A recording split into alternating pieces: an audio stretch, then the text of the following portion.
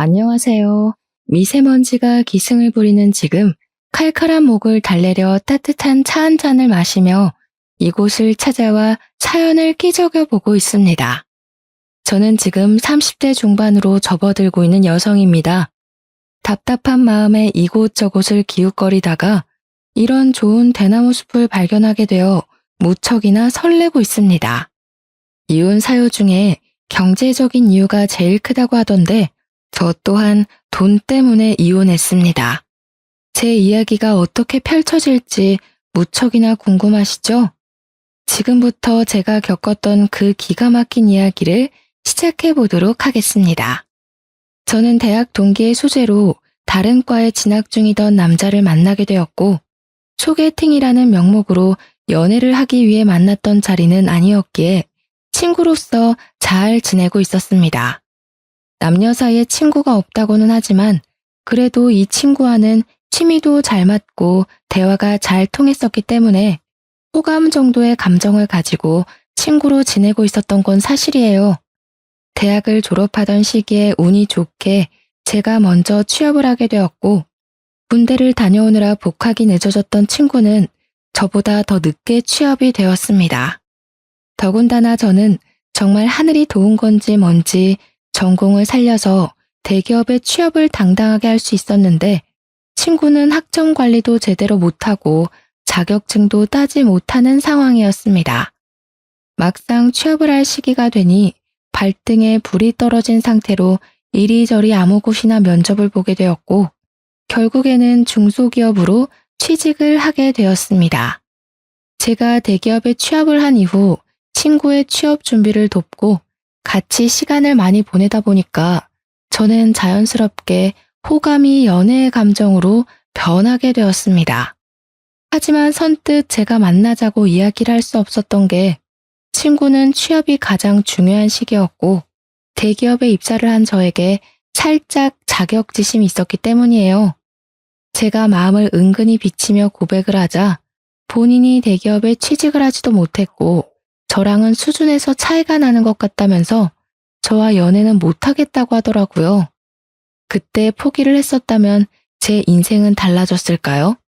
저는 오기가 생겨서 가지지 못한 그 친구를 가지고 싶다는 생각에 1년을 더 쫓아다니고 결국 연애에 성공을 하게 되었습니다. 연애를 시작하니까 좋더라고요. 저에게 보여주었던 자격지심도 많이 사라졌고, 저는 남자친구를 위해 기꺼이 을이 되는 연애를 했습니다. 2년을 연애하고 제가 먼저 프로포즈까지 해가면서 결혼을 성공했습니다. 그만큼 제가 좋아했기 때문에 가능한 일이었다고 생각합니다. 결혼을 약속한 이후 당연한 수순으로 양가가 한자리에 모여서 덕담도 하고 가게의 상황을 나누는 상견례를 진행하게 되었는데, 시모가 저에게 딱 그러더라고요. 예, 아가. 남자보다 돈 더 많이 번다고 콧대가 높으면 안 된단다.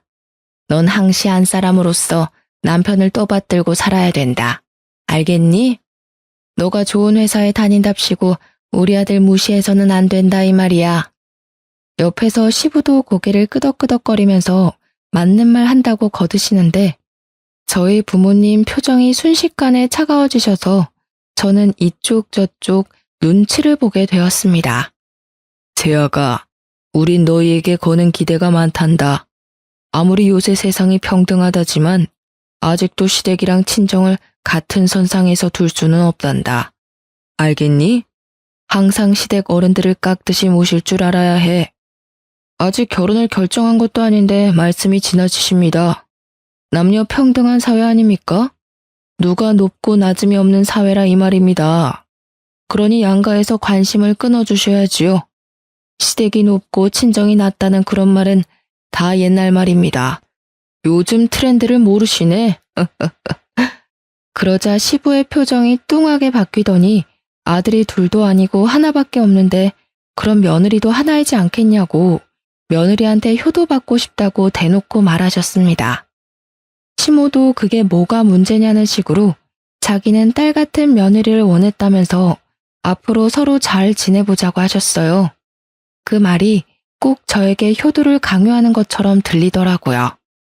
약간 분위기가 어색해지고 서로 불편한 공기가 흐르기 시작하자 남편이 거기서 수습을 한답시고 서로 효도하면 되는 거라고 한마디 덧붙이더라고요. 저희 부모님께서는 이런 집에 저를 시집 보내는 게 아무리 생각해도 마음에 걸린다면서 상견례 자리가 끝나자마자 저를 말리셨습니다. 하지만 저는 이미 남편에게 푹 빠져버린 상황이었고 너무너무 좋은데 뭘 어떻게 하겠습니까? 부모님 가슴에 대못을 박아버렸습니다. 무조건 결혼을 하겠다고 박박 우겼고 결국 저를 설득하기를 포기한 부모님께서는 당해봐야 정신을 차린다면서 제 뜻대로 진행을 해주셨습니다. 그렇게 삐걱거림으로 시작했던 결혼 생활은 생각보다 훨씬 더 행복했었습니다. 시작이 별로 좋지 않았었기 때문에 걱정을 하고 양가의 눈치를 보면서 시작한 신혼생활이었지만 남편과 계속 함께 지낼 수 있다는 게 행복하게 느껴지더라고요. 하지만 문제는 곳곳에서 터지기 시작했습니다. 제가 대기업에 다니고 있었기에 은행 대출이 훨씬 더 잘 나오는 상황이어서 제 이름으로 대출을 받았었습니다. 대출이 제 명의였기에 자연스럽게 신혼집 또한 남편과 상의 후 제 명의로 얻었는데 시댁에서는 그걸 걸고 넘어지시면서 난리를 치셨습니다. 세아가 지금 네 단독 명의로 집을 샀다는 말이냐? 부부가 합심해서 평생 살 집인데 왜 공동 명의를 하지 않고? 아버님, 그거야 당연히 제 명의로 된 대출이 실행되어서 그렇죠. 계약자 이름이 제 이름이고 또 돈도 제가 구한 게 맞고요. 남편은 괜찮다고 그랬는데 넌 눈치가 이렇게 없어서야. 대출이 잘 나오는 사람이 받는 건 맞지만 집 명의에는 남편 이름도 같이 넣었어야지. 그래야 우리 아들이 단단하게 길을 펴고 살지. 치사하게 꼴랑 단독 명의로 샀다는 게 우리로선 어이가 없구나. 그렇게 시부모님은 명의 문제로 제게 호통을 치셨습니다. 저는 그때부터 살짝 의문이 들기 시작했죠. 그럼 뭐 빚은 제가 다 떠안고 재산은 남편에게 다 주라는 것인지. 저는 선의의 거짓말을 했습니다. 대출자 명의로 집을 사야 해서 어쩔 수 없이 제 명의로 두게 되었다는 식으로 말을 했습니다. 시댁에서는 다행히 부동산 관련해서 무지하신 건지 제 말에 깜빡 속아 넘어가 주셔서 다행히 잘 넘어갈 수 있었습니다. 그러다 결혼을 하고 처음으로 맞이하게 된 제 생일날이었습니다. 특별하게 보내고 싶다는 생각이 들어서 마음발의 준비를 했죠. 호캉스 패키지가 꽤 잘 나오는 시기여서 저는 남편과 호캉스를 갈까 싶어 제가 다니는 대기업 계열사 호텔에 할인까지 받아서 예약을 했답니다. 물론 호캉스 패키지만 예약하긴 아쉬워서 야경이 끝내준다는 호텔 레스토랑까지 예약을 전부 끝낸 상태였습니다. 남편과 룸을 체크인할 때까지는 아무 문제가 없었는데 문제는 밥을 먹을 때였어요. 레스토랑에 들어서자 직원이 묻더라고요. 예약자분, 혹시 5인 예약하셨는데 일행분은 아직 안 오신 걸까요? 저는 예약에 무슨 문제가 생긴 건가 싶어서 아니라고 2인이라고 대답을 했는데 오히려 직원이 당황하면서 5인으로 예약을 변경하지 않았냐고 되묻더라고요. 저는 놀래서 남편을 바라봤는데 다급하게 남편이 저 멀리 손짓을 하더라고요. 저기 오네요. 지금 막 도착했거든요. 네, 맞아요.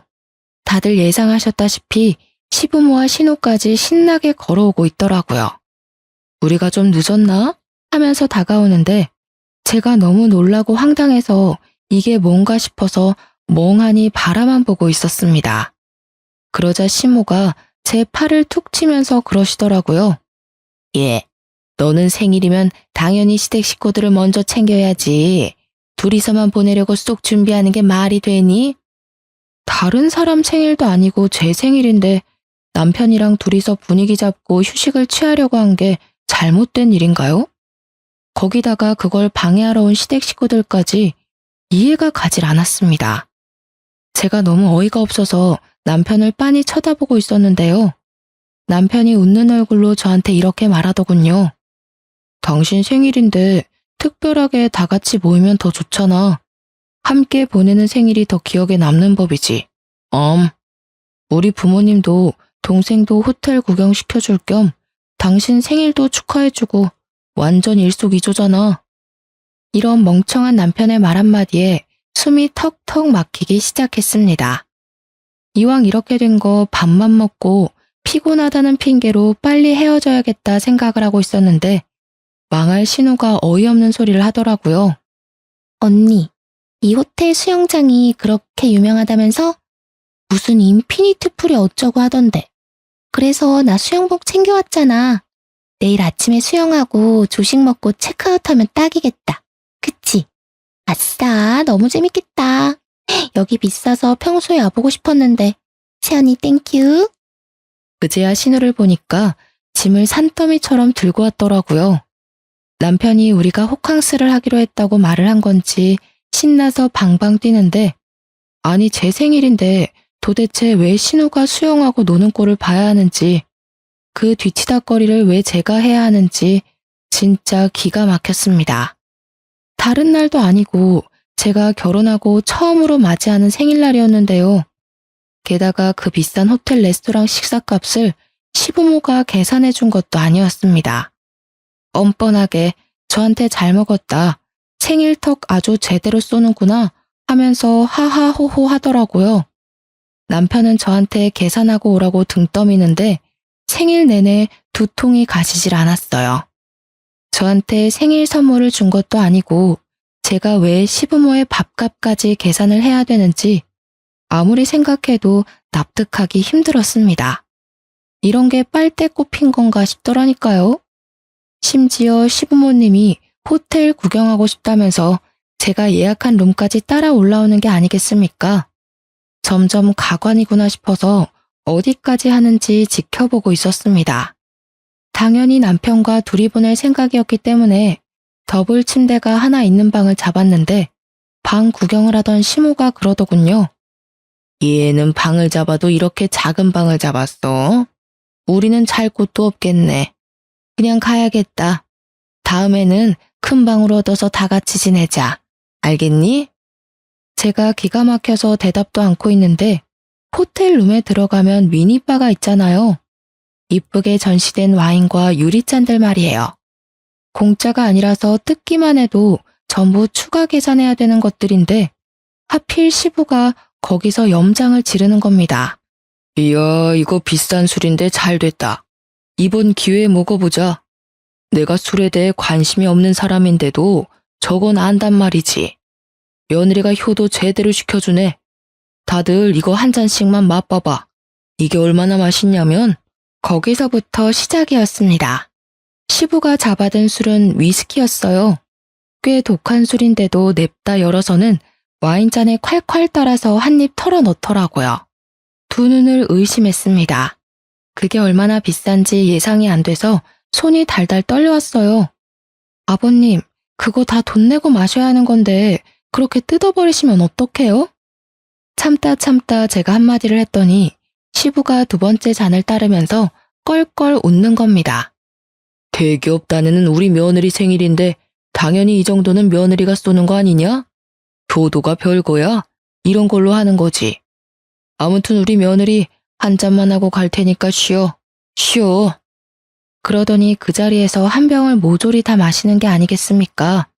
그 술을 다 마실 때까지 신우는 자기 침대처럼 저희 부부가 사용할 침대에 씻지도 않고 누워서 휴대폰 게임을 하고 있었고요. 시모는 TV 채널 돌리면서 이게 재밌네 저게 재밌네 내내 남편 붙잡고 이야기를 하고 계셨습니다. 저는 난장판이 되어버린 호텔룸을 보면서 좌절과 절망을 고스란히 느끼고 있었고요.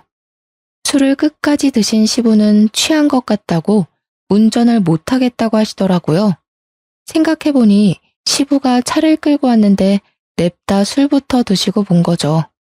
저는 대리를 부르려고 했는데 시부가 자기 차를 남에게는 못 맡긴다면서 남편에게 데려다 달라고 하는 게 아니겠습니까? 그런데 진짜 우리 남편도 경우가 없긴 매한가지였네요. 시부한테 차키 달라고 하면서 대리비도 아까운데 자기가 데려다 주겠다고 시부모를 챙겨서 나가는 게 아니겠습니까? 그리고 신우는 도대체 왜 버티고 있는 건지. 결국에는 저랑 신우랑 둘이 덜렁 호텔에 남겨졌고, 신우가 씻고 오겠다고 하길래 그냥 자포자기한 심정으로 휴대폰을 만지고 있었는데, 신우가 화장실에서 나오질 않더라고요. 뭘 하고 있길래 이렇게 오래 걸리냐고 했더니, 글쎄, 호텔 측에서 저희 부부에게 패키지 선물로 준 입욕제가 있었는데, 그걸 욕조에 풀어서 반신욕을 하고 있더라고요. 그 입욕제가 아까웠다기보다는 저 쓰라고 준 건데 당당하게 자기가 반신욕을 하고 있으니 화가 머리 끝까지 차올랐습니다. 그리고 불난 집에 기름을 콸콸 쏟아부은 것은 다름 아닌 남편이었습니다. 막상 시댁에 도착하고 나니까 너무나도 피곤하다면서 시댁에서 자고 다음날 아침에 호텔로 가겠다고 연락이 오더라고요. 저는 남편과 분위기를 잡고 밤새 미래에 대한 이야기를 나누며 생일을 축하받고 싶었거든요. 정말 최악의 하루를 맞이해야 했습니다. 졸지에 저는 생일에 신우와 함께 호캉스를 즐겼고요. 미리 말했던 대로 아침 7시부터 일어나서 유난을 떨던 신우는 정말 수영을 하고 온다며 나갔습니다. 아침부터 화장한다, 옷 고른다 하면서 룸을 뒤집어 엎고 다녀준 덕분에 저는 잠도 못 자고 혼자 룸에 남아서 신우를 기다려야 했습니다. 정신 나간 신우는 수영장에서 실컷 놀다 온 꼬락서니로 남편 대신 본인이 조식을 먹겠다면서 저한테 조식 먹으러 가자고 하더라고요. 남편 몫에 조식까지 해치우고 체크아웃을 하고 나서 저는 빨리 도망을 치려고 했는데 신우가 저를 붙잡는 게 아니겠습니까? 언니, 내가 깜빡하고 지갑을 안 들고 온 거 있지? 택시 타고 우리 집으로 가자. 어차피 오빠도 우리 집에 있으니까. 자포자기한 심정으로 신우랑 택시를 타고 시댁에 도착해서 남편에게 전화를 했습니다. 시댁에 발을 들이고 싶지 않아서 나오라고 했더니 저한테 잠깐 집에 들어오라고 시부모님한테 인사는 하고 가야 하지 않겠냐고 하더라고요. 그래도 여기까지 온 거 인사만 드리고 가야겠다 싶어서 시댁에 발을 들였더니 시모가 저한테 점심은 먹어야 하지 않겠냐고 물어보았습니다. 저는 집에 가서 남편이랑 밥을 먹을 생각이었지만 시댁에서 먹고 가는 게 편하겠다는 생각이 들어서 네, 먹어야죠. 그랬더니 시모가 저한테 그럼 밥을 차리라는 겁니다. 며느리가 해준 밥상 얻어먹어보는 게 소원이었는데 이렇게 이뤄지네. 내가 너 생일이라서 위약금 불려놨다. 밥 차려 얼른. 저는 얼떨결에 부엌으로 끌려가서 밥을 차리게 되었습니다. 제가 진짜 기가 막혀서 웃음이 나오더라고요. 혼자 피식피식 웃으면서 밥을 차리고 있는데 시부가 쓱 다가오더니 저한테 센스가 없다면서 며느리가 이리 센스가 없어서 되겠냐고 구시렁거리는 겁니다. 왜 그런가 했더니 전날 위스키 한 병을 콸콸 쏟아부어서 숙취가 있는데 콩나물국이 아니라 미역국을 끓여놨다고 타박을 하시는 거였습니다. 너무 열이 받아서 제가 국 끓이던 국자를 냅다 싱크대에 집어던졌습니다.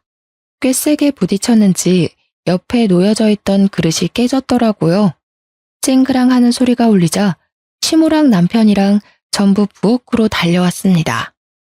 해도 너무하신 거 아니에요? 생일날 밥 차리라고 하는 것도 화가 나는데 콩나물국을 안 끓이고 미역국을 끓이냐고요?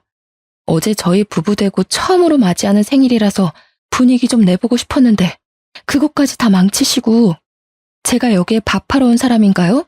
생각해도 해도 너무하시네요. 제가 확 소리를 지르자 남편이 서둘러서 저한테 집에 가자고 끌고 나오더라고요. 저는 울컥하는 마음에 집에 오는 내내 남편에게는 말 한마디도 걸지 않았습니다. 여보, 표정이 왜 그래? 삐졌어? 또 대답을 안 해주네.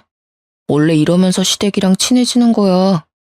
여보가 시댁에 점수도 따고 이쁜 짓을 해야지 우리 부모님도 아들 장가 보낸 거 후회 안 하실 거 아니야. 그 말을 듣는데 운전 중인 남편 뺨 한 대 올려붙이고 싶었습니다. 진짜 속에서 천불이 나더라고요. 눈에서 눈물이 맺히고 말았습니다. 무슨 이야기를 해도 남편이 알아들을 것 같지가 않았습니다. 남편의 머리에는 본인 부모님만 세상에서 제일 착하신 분이라고 각인이 되어 있는 거예요. 뭐? 그럼 내가 점수를 따야 되니까 지금 이 상황에서 화를 내면 안 된다 이 말이니? 대체 왜 며느리가 시댁에 점수를 따야 되니? 그 생각 자체가 잘못된 거야. 거짓말까지 하고 대리효도 바라는 거니? 내가 사람을 한참 잘못 봤네.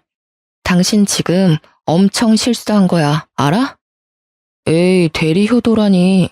난 당신이 조금이라도 시댁이랑 사이좋게 지내면 좋을 줄 알고 그런 거지. 선의의 거짓말 몰라? 난 나이 드신 우리 부모님이 고생 같은 거 안 하고 편하게 사셨으면 좋겠어. 그러니까 당신도 좀 이해해주라. 진짜 정 떨어지게 왜 그래? 솔직히 당신을 낳은 부모님이니까 당신이 효도하는 건 맞지만 나는 당신 부모님과 피 하나 섞이지 않은 남이야. 근데 왜 점수를 따야 되고 왜 대리 효도를 바라니? 넌 처가에 효도할 생각은 하나도 없지? 계속 이딴 식이면 나 진짜 가만 안 있어. 남? 어떻게 우리가 남이야? 말 진짜 서운하게 한다. 호텔 비용이 많이 나와서 화났구나. 에이, 내가 다음 달에 갚을게. 나라면 억만금을 들여서라도 가족 간에 돈 쓰는 거 안 아끼고 어떻게든 사다 주려고 하겠다. 나는 내 동생, 내 부모뿐만 아니라 당신 집안에도 전 재산 다 털어줄 수 있어. 털어줄 재산이라도 있으면 제가 말을 안 하죠. 아주 물 흐리는데 선수더라고요. 왜 장가 가기 전에 열심히 효도하면 될 일을 굳이 결혼해서 와이프 생일날까지 효도를 하는지 절대 이해할 수 없었던 저는 복수의 기회만 엿보고 있었습니다. 역지사지의 쓴맛을 제대로 느껴보라고 말이에요. 어느 날은 남편이 다니던 회사가 갑작스레 매출이 올라 직원들에게 단체로 보너스를 돌렸더라고요. 그렇게 큰 금액은 아니지만 150만 원 정도가 남편 월급에 더 포함되어 있었습니다. 남편은 쾌재를 부르며 며칠 전부터 노래를 부르던 게임기와 대형 사이즈 TV를 사겠다며 노래를 부르고 있었는데요. 그런데 조금 더 싸게 사겠다며 해외 직구를 알아보더라고요. 저는 게임에도 관심이 없고 화질 좋은 TV에 대해서도 관심이 없어서 얼마나 비싼지 몰랐거든요.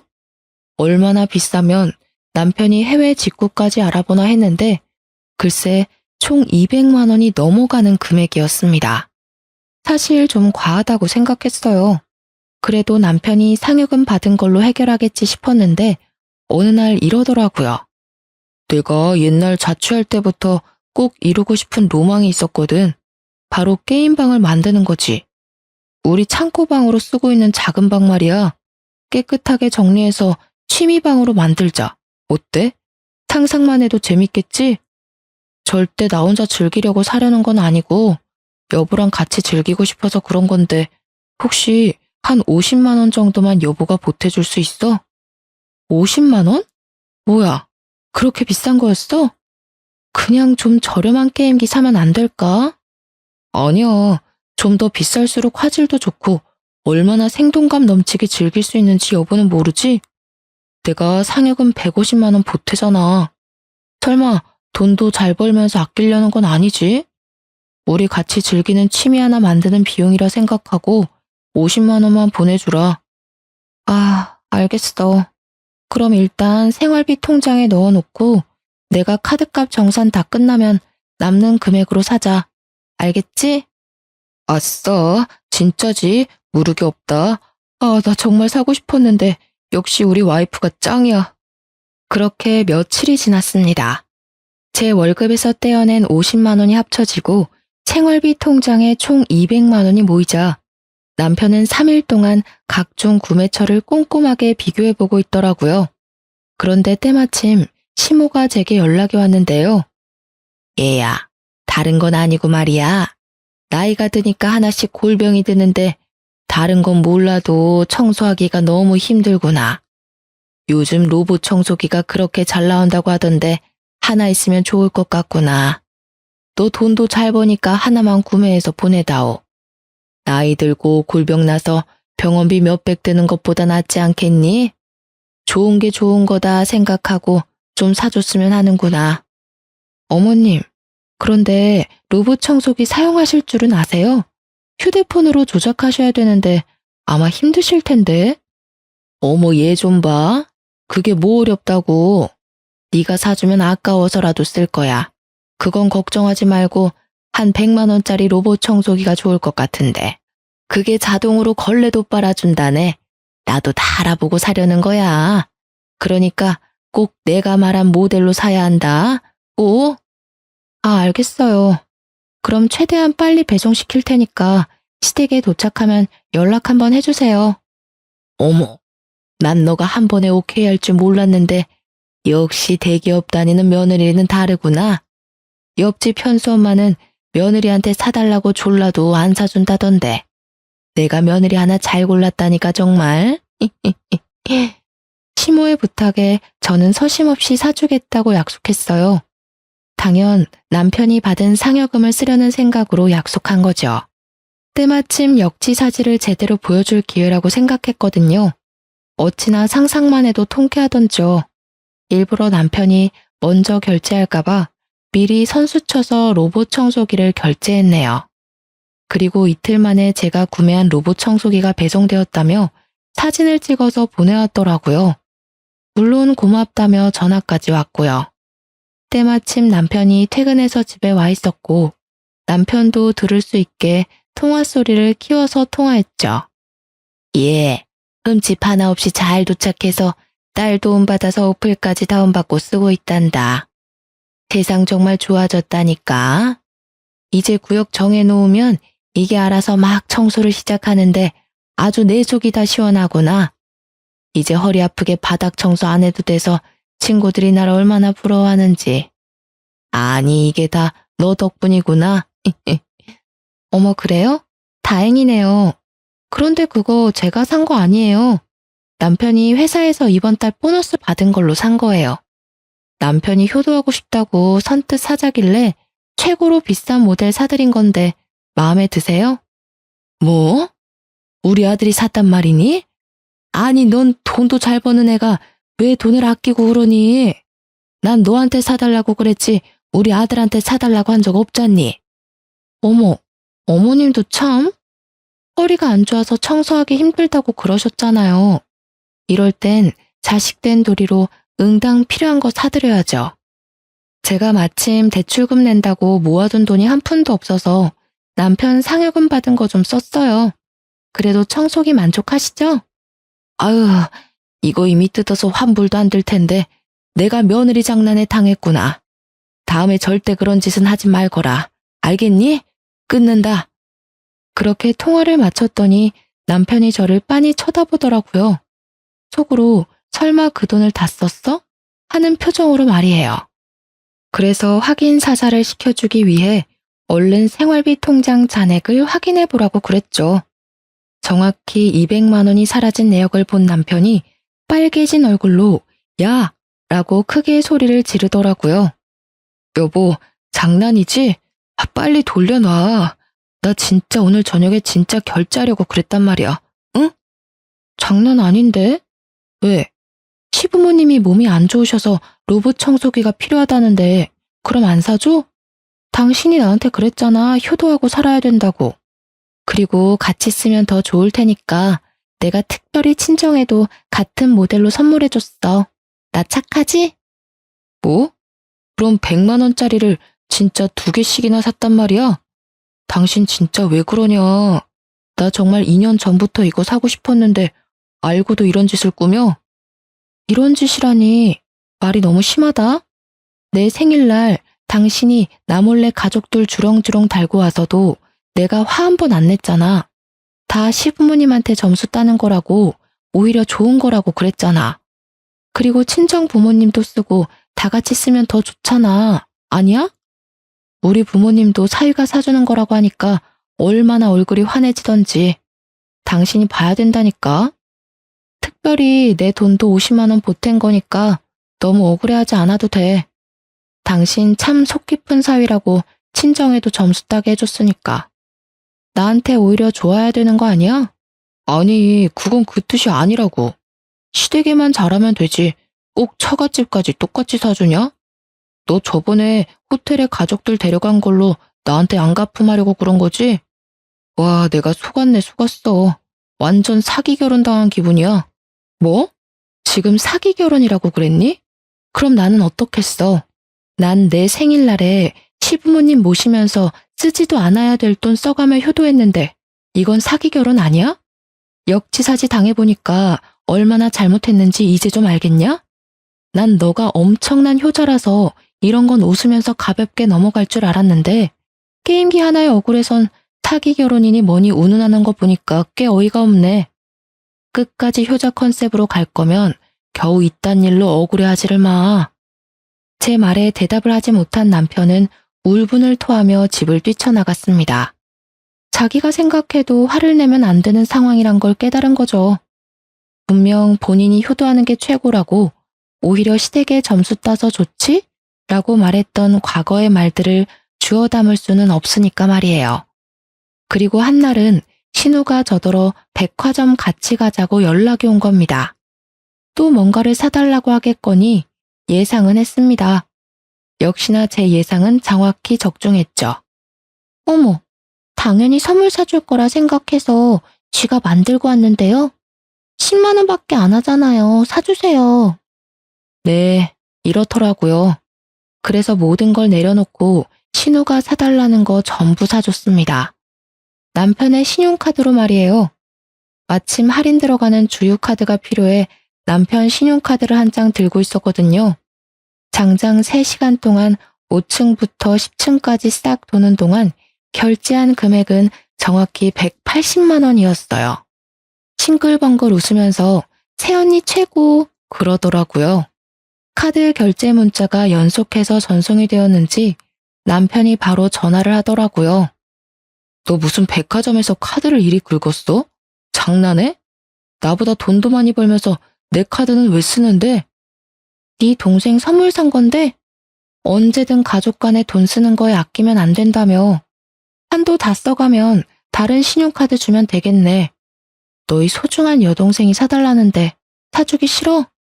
그러니까 씩씩거리면서 왜 다 일시불로 샀냐고 할부로 사지 그랬냐고 말을 바꾸더라고요. 사실 남편 월급이 저보다 100만 원 넘게 작아서 지금 남편은 카드값 때문에 손이 벌벌 떨릴 거예요. 그래도 별 수 있겠어요? 본인이 내뱉은 말이니 끝까지 책임을 져야죠. 그 이후로도 시댁 식구들의 무리한 요구가 있을 때마다 전부 남편 명의의 카드로 해결했어요. 따져봤자 남편이 할 말이 있겠어요? 가족을 위해서라면 전 재산도 줄 수 있다고 그랬잖아요. 그리고 웃긴 건 시댁 사람들이 꼭 남편한테 연락 안 하고 저한테 필요한 걸 내놓으라고 전화하더라고요. 매번 말끝마다 대기업 며느리 하면서요. 돈 많은 사람이 베풀어야 되는 건 당연한 거라면서 호의를 당연한 권리처럼 생각했습니다. 점점 이혼을 마음속에 품고 살기 시작했어요. 결혼 1년 만에 각방은 물론이고 서로 저녁도 따로 해결하는 지경에 이르렀습니다. 서로의 가족에게 잘하면 뭐합니까? 부부 사이가 최악으로 치닫고 있는데 실망이 너무나도 커서 일주일 동안 한마디도 안 한 적도 있었어요. 그렇게 냉전 상황을 한 달 정도 유지했을 때 지방에 계신 친정엄마한테서 전화가 왔는데요. 딸, 이서방이 급하게 돈 필요하다고 전화했다며? 얼마나 필요하니? 꼭 2천만 원까지 필요한 거야? 혹시 이서방이 뭐 사고라도 쳤니? 응? 그게 무슨 말이야? 돈이 필요하다니? 나도 정확하게 못 들었는데 너네 아빠가 이서방이 전화 와서는 생활비가 쪼들린다면서 이대로면 파산하겠다고 울면서 전화가 왔다던데 몰랐니? 최소 2천만 원은 필요하다고 그러던데. 뭐? 2천만 원? 그게 무슨 말이야. 집도 내 명의로 대출받은 거고 그렇게 큰 돈 나갈 게 없는데. 서로 얘기가 안 된 거니? 혹시 너네 싸웠어? 우리도 2천만 원이 너무 큰 금액이고 못 준다고 연락한 건데. 통화를 끊고 곰곰이 생각해봤어요. 시부모님과 신우가 사달라는 걸 전부 남편의 개인 카드로 사용하긴 했는데 파산까지 고려할 정도는 아니었거든요. 다 합쳐도 기껏해야 300만 원 정도였지 2천만 원은 말도 안 되는 금액이거든요. 신혼집 대출도 제가 내고 있는데 대체 무슨 2천만 원이 필요하단 말입니까? 저는 저녁에 퇴근한 남편에게 대뜸 물었습니다. 당신 친정에 전화했어? 아이 참, 장인어른도 입이 가벼우시네. 그걸 바로 얘기하냐? 진짜로 전화했다고? 아빠한테 2천만 원 빌려달라 했다며? 그런 큰 돈이 왜 필요한 건데? 그리고 나한테 왜 물어보지도 않고 전화해서 돈 내놓으라고 하면 어떡해? 당신 뭐, 나 몰래 도박해? 아니, 그게 사실 여동생도 곧 시집을 가야 되는데 이 기집애가 모아둔 돈이 있어야지. 연애는 1년밖에 안 했는데 그 기집애랑 결혼한 남자가 글쎄 중소기업 대표랜다. 그래서 결혼식은 꼭 진행해야 되는데 그쪽에서 조건을 건 거야. 결혼식 비용이랑 신혼여행 비용으로 최소 2천만 원은 여동생이 해오기로 말이야. 뭐? 그럼 신우 결혼식 비용으로 우리 친정에 2천만 원을 빌리려 한 거니? 그것도 나한테 한마디 말도 없이? 에이, 너한테 말하면 너가 또 싫다고 바락바락 대들면서 거절했겠지. 좋게 좋게 생각해. 여동생이 시집 한번 잘 가면 우리한테 콩고물 떨어질 줄 알아? 이 기집애도 남자 하나는 잘 멀었지. 회사 대표한테 시집을 갈 줄이야. 당신도 기회라고 생각하고 2천만 원 빌릴 수 있으면 좀 빌려주라. 지금 장난해? 내가 왜 그래야 되는데? 말 같지도 않는 소리 그만 좀 해. 아, 또 단박에 자르네. 내 말 좀 들어보라니까. 진짜 신원도 확실해. 외제차도 3대나 가진 부자라고. 영 불안하면 내가 차용증까지 쓸 테니까 제발 2천만 원만 좀 부탁하자. 응? 저는 더 이상 말을 잇지 못하고 남편 등짝을 퍽퍽 쳤습니다. 그리고 꼴도 보기 싫어서 신혼집에서 쫓아냈죠. 남편은 하는 수 없이 나가더니 시댁에서 자는 것 같았습니다. 그리고 친정에는 2천만 원 줄 필요 없으니 무시하라고 말해뒀고요. 그런데 다음 날부터 시모가 난리를 치는 겁니다. 돈 나올 구멍이 저희 친정밖에 없다는 이유로 돈을 요구했습니다. 뭐 가족끼리 필요하면 빌려줄 수야 있죠. 그런데 남편과 시모의 태도가 불만인 겁니다. 거의 날강도가 따로 없어요. 처음에 남편이 친정에 말도 안 하고 돈 빌리려다 딱 걸린 것도 모자라서 이젠 당당하게 돈 달라고 하는 것 좀 보세요. 여러분도 어이없으시죠? 제가 왜 이혼을 안 하는지 말이에요. 저도 이미 콩깍지가 벗겨진 지는 오래였고 남편에 대한 정도 다 사라진 지 오래예요. 그저 적당히 이혼할 기회를 엿보고 있었습니다. 이혼이 서로 합의가 안 되면 소송까지 가야 되고 그럼 저는 돈과 시간을 쏟아부어서 이혼해야 되니까요. 그래서 조용히 있었던 겁니다. 가만히 있으면 먼저 이혼하자는 소리가 나올 것 같았거든요. 아니나 다를까 2주 정도 무시했더니 드디어 한 통의 문자가 도착했습니다. 전화를 안 받으니까 문자로 왔더라고요. 이년아, 우리가 갚는다잖니 이 쫌생이 같은 거사. 사돈은 가지고 있는 농지만 팔아도 2천만 원 충분히 만들 수 있잖니. 그런데 왜 안 빌려줘? 너 같은 독한 년은 나도 필요 없다. 돈 안 빌려줄 거면 이혼해. 넌 처음부터 마음에 안 들었어. 문자를 받자마자 남편에게 그대로 보냈습니다. 1분 만에 전화가 오더라고요. 너네 엄마가 이혼하라네? 넌 어떻게 생각해? 이혼이 애들 장난도 아니고 그냥 돈만 빌려주면 끝날 일인데 왜 자존심 피워선. 미안한데 상황 파악 못하니? 이혼할 거면 빨리 정해. 합의 이혼할지 아니면 소송 이혼할 거니까 그렇게 알아. 뭐? 소송? 당신 그렇게 이혼이 쉽니? 이런 건 이혼 사유 축에도 못 껴. 우리 엄마가 뭐 구박을 했니? 아님 시집살이를 시켰니? 지금 네 태도가 너무하다 생각 안 해? 왜 이혼 사유가 안 된다고 생각해? 생일날 거짓말치고 시부모 데려온 너랑 사사건건 나한테 하나라도 더 뜯어먹으려는 시댁이랑 친정에 2천만 원까지 빌려달라는 너 같은 놈 때문에 소송은 아주 손쉽게 끝날 것 같은데? 아니야? 아, 너 진짜 독하구나. 됐고, 이 집은 내가 대출받아서 들어오고 내 명의니까 넌 그냥 문만 나가. 알겠어? 합의 이혼한 걸로 알고 시댁엔 네가 말해. 니네 엄마가 이혼하자고 말 꺼내서 이혼당한 거라고 시댁 가서 똑똑히 전해. 한번 마음을 먹고 일을 진행하니 일사천리로 모든 것이 이루어지더라고요.